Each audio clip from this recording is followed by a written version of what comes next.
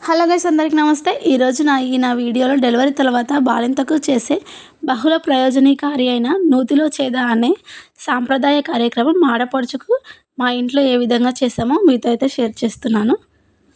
సాంప్రదాయంగా పురిటి తర్వాత బాలింతను గర్భవాత సంబంధిత రోగనిరోధక శక్తి తగిన మూలంగా వచ్చే వైరల్ బ్యాక్టీరియల్ ఇన్ఫెక్షన్ నుండి కాపాడేందుకు గాను 10 రోజులు పురిటి పేరిట ఒకే గదిలోను, 21 రోజు పురిటి పేరిట ఆ ఇంటి లోపట్లోను, 30 రోజులు ఆ ఇంటి ఆవరణ లోపల మాత్రమే పరిమితం చేసేవాళ్ళమండి.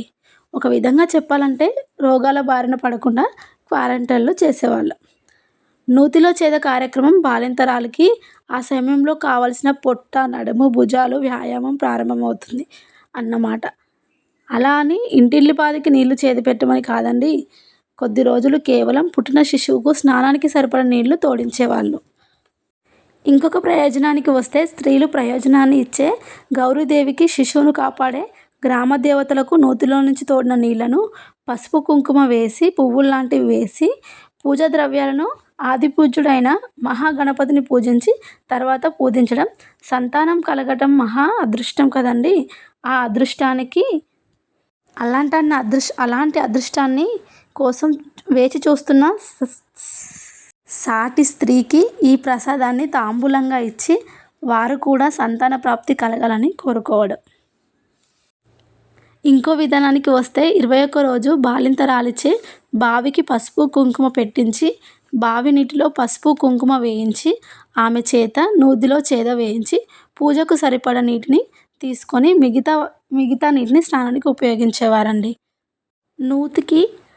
నూతికి తూర్పు వైపు కొంతమేరకు అలికి ముగ్గు పెట్టి గౌరీదేవి, గ్రామ దేవతలకు ప్రతిరూపంగా 3 లేదా 5 మట్టి పెడ్డలు, వాటిని లింగాలు అంటారు, వాటికి బొట్లు పెట్టి పసుపు కుంకుమ వేసి ముందుగా పసుపు వినాయకునికి యథోచితంగా పూజ చేసి, మిగతా వాటికి పసుపు కుంకుమ పూలతో, గౌరీదేవికి నామాలతో పూజ చేస్తారు.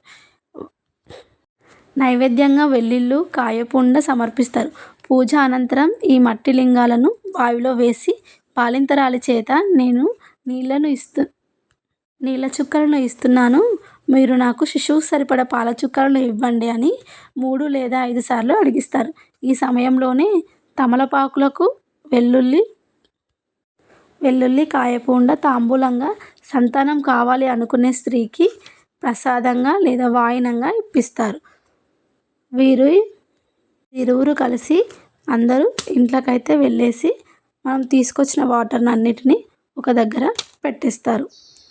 అంతే అండి. నాకు తెలిసిన విషయం అయితే మీతో షేర్ చేసుకున్నాను. తప్పులుంటే క్షమించండి.